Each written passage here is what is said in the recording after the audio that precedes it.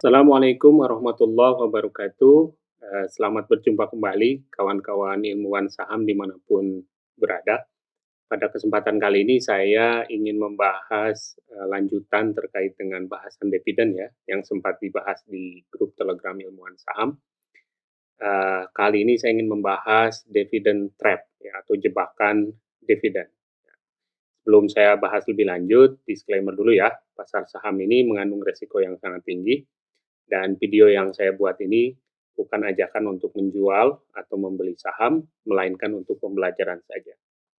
Baik, sebelum kita bahas tentang dividend trap atau jebakan dividen, kita lihat dulu ya, seperti apa sih sebenarnya tahapan atau proses kita sebagai investor di pasar saham mendapatkan dividen. Ini contoh salah satu emiten MFMI atau Multi Filing Mitra Indonesia Tbk.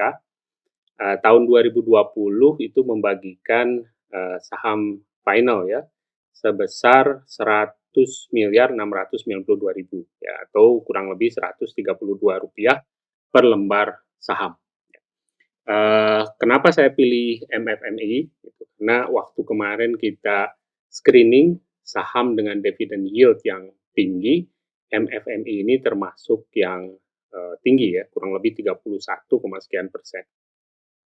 Nah, untuk seorang investor mendapatkan dividen di pasar saham, itu biasanya yang bersangkutan kita nih akan mendapatkan komunikasi atau teman-teman bisa baca berita bahwa ada RUPS ya. Jadi tahapan pertama itu ada RUPS.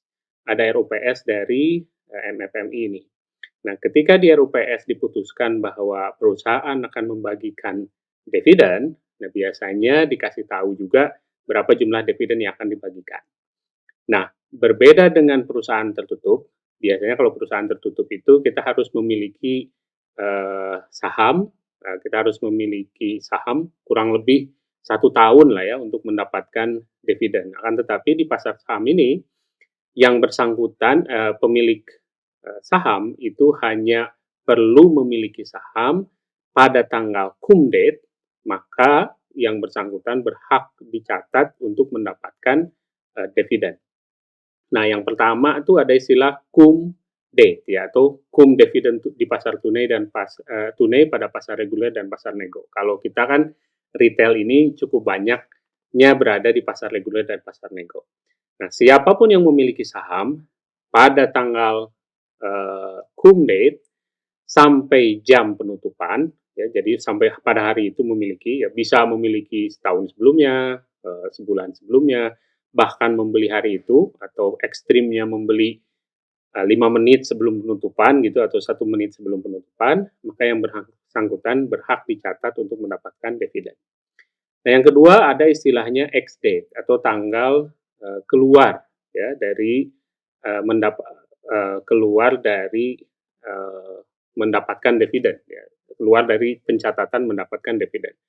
Jadi yang memiliki saham hanya pada tanggal X date itu nggak akan dapat dividen. Tapi orang-orang yang sebelumnya sudah memiliki saham pada cum date dan keluar pada saat X date, yang bersangkutan tetap dicatat berhak mendapatkan dividen.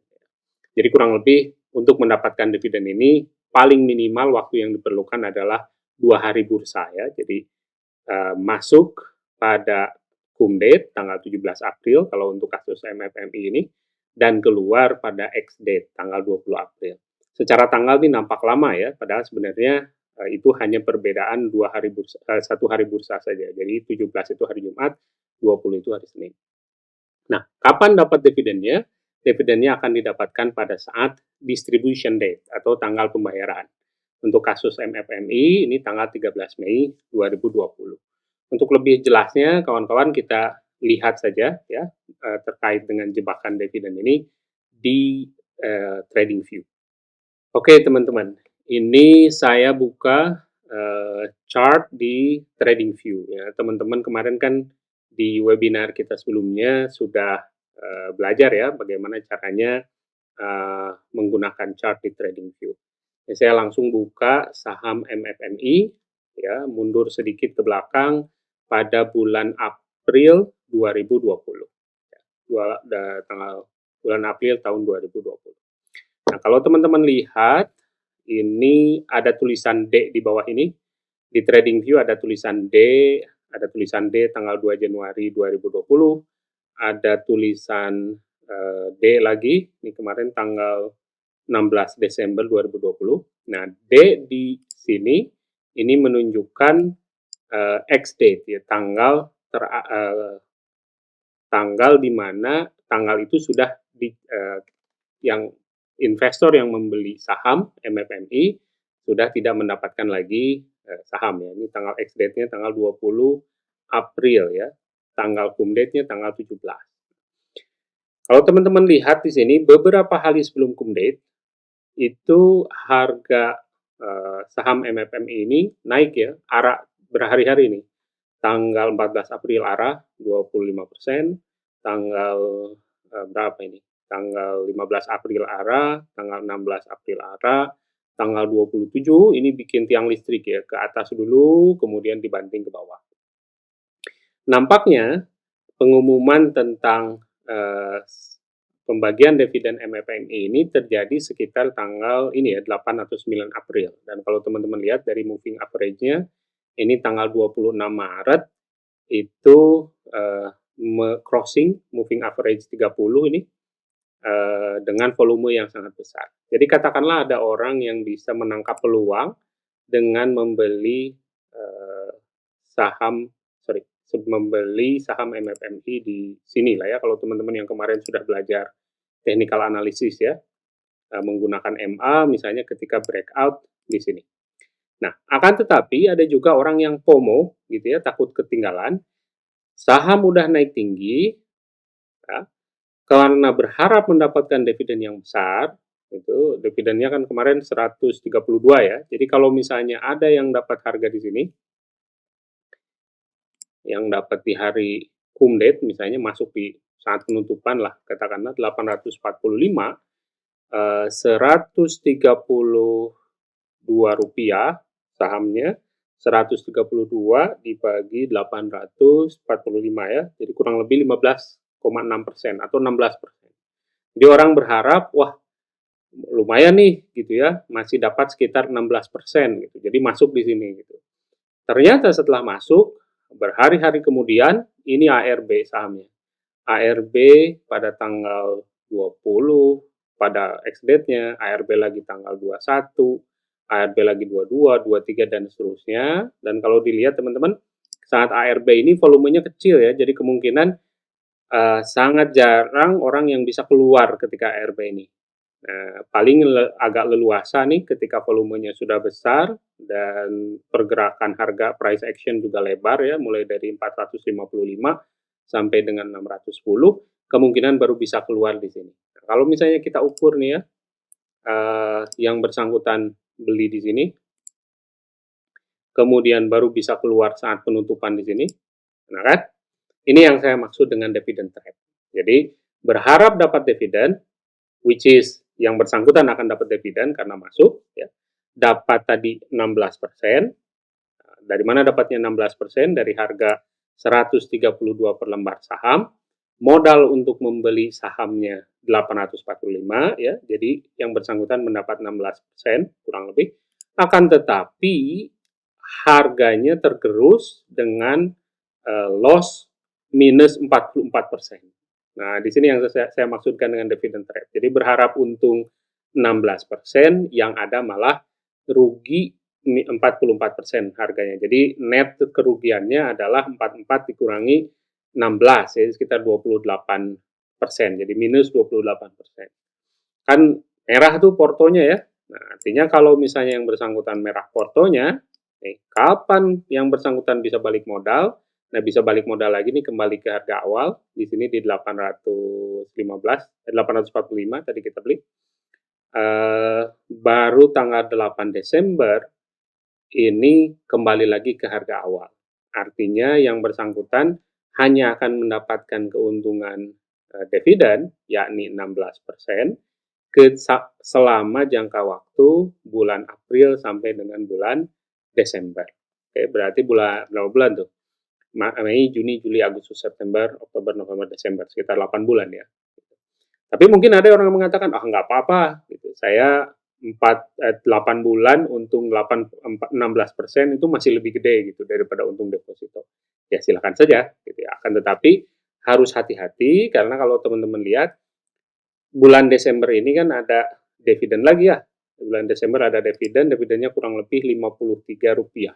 Jadi kalau tadi masih pakai harga awal 845, 53 dibagi 845 itu kurang lebih 6% saja gitu. Artinya ketika teman-teman di sini nggak menjual sahamnya ya, sampai dengan tanggal cum date berikutnya, ini tanggal 14 Desember, teman-teman nggak jual sahamnya gitu ya, karena ingin mendapatkan dividen lagi, yang jumlahnya tadi kalau dibanding harga yang ini ya 845 itu cuma 6,2% saja.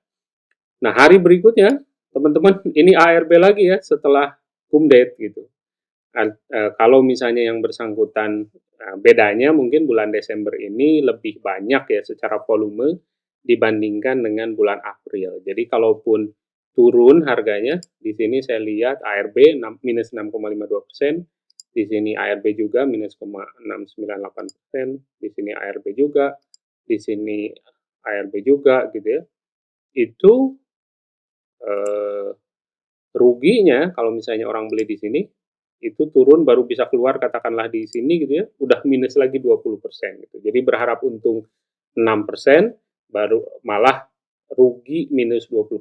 Jadi totalnya net kerugiannya minus 14 gitu. Dan begitupun seterusnya. Nah, ini saya asumsikan teman-teman tidak melakukan average down ya ketika sideway ini. Nah, tetapi ketika sideway bisa melakukan average down, tentu saja ada peluang untuk mendapatkan keuntungan dari gain. Ya. Nah, saya kasih contoh misalnya gimana siasatnya gitu ya. Nah, saya kasih contoh nih teman-teman yang bisa membaca peluang gitu ya sebelum cum date. Nah, karena biasanya dilakukan ada pengumuman atau ada berita bahwa emiten ini akan membagi dividen. Orang-orang yang bisa membaca peluang mungkin bisa masuk lebih awal, jadi nggak seperti tadi ya beli di sini. Jadi belinya bisa jadi kalau teman-teman belajar technical analysis lah misalnya ya di sini nih, ketika breakout MA30 volume tinggi gitu, misalnya teman-teman masuk di sini. Dan ini kan kurang lebih sideway ya. Mungkin ini sekitar informasi-informasi di mana MFMI mau membagikan dividen. Nah, menjelang cum date ini terjadi kenaikan harga. Teman-teman bisa lihat ya, kenaikan harganya selama kurang lebih 21 hari dari tanggal 26 Maret sampai dengan 17 April. Misalnya di sini ya, kurang lebih 22 hari. Ini yang bersangkutan kalau bisa masuk di sini, itu bisa mendapatkan gain-nya kurang lebih 121%. Gitu. Jadi kalau yang bersangkutan menginginkan dividen, nah berarti kan dividennya berarti kurang lebih di sini dividennya 100 berapa ya? 132 ya. Dibagi dengan harga belinya 380.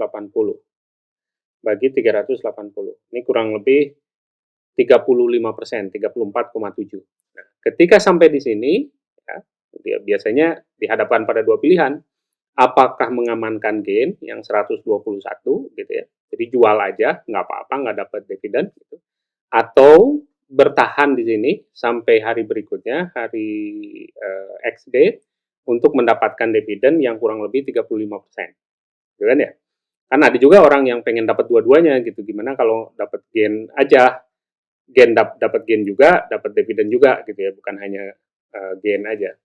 Nah, akhirnya kalau misalnya yang bersangkutan memutuskan untuk bertahan sampai X date gitu ya, tidak dijual untuk mendapatkan dividen, kasusnya bisa jadi sama seperti yang tadi, nggak bisa keluar karena ARB terus-terusan dengan volume rendah di sini. Nah, mungkin baru bisa jual di sini tadi kasusnya ya, misalnya di harga penutupan di sini. Kalau kita ukur dari Oke, jadi yang bersangkutan akan dapat gain mulai dari sini sampai ke sini. ya kan? Karena harga belinya kan di sini nih, di 380 ya, 380 belinya. Berarti kan ketika keluar di sini dia dapatnya 23%. Gain-nya 23%, dapat dividennya kurang lebih 35%, ya, jadi totalnya 58% gitu.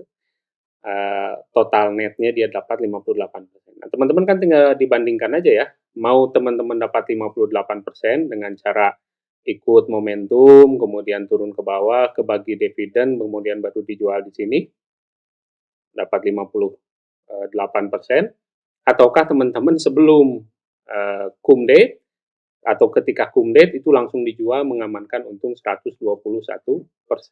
Nah, bedanya 121% ini hanya dalam 22 hari.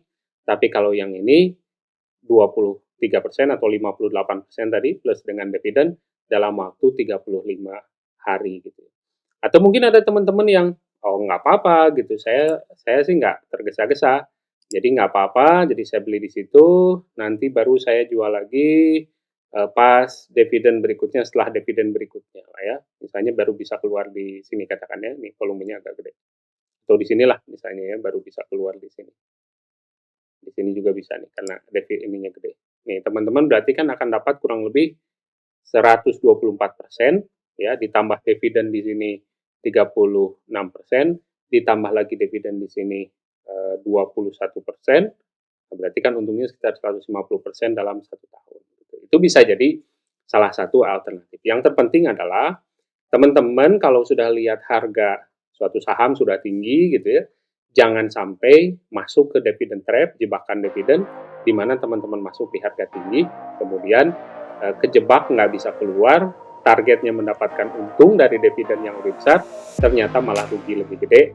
Kalaupun kemudian dipertahankan cukup lama, kalau teman-teman strateginya nggak cukup matang, itu malah bisa makin boncos gitu. Ini mudah-mudahan ini membantu bermanfaat buat kita semua, membantu teman-teman sukses di pasar saham. Terima kasih, sampai jumpa di video berikutnya. Assalamualaikum warahmatullahi wabarakatuh.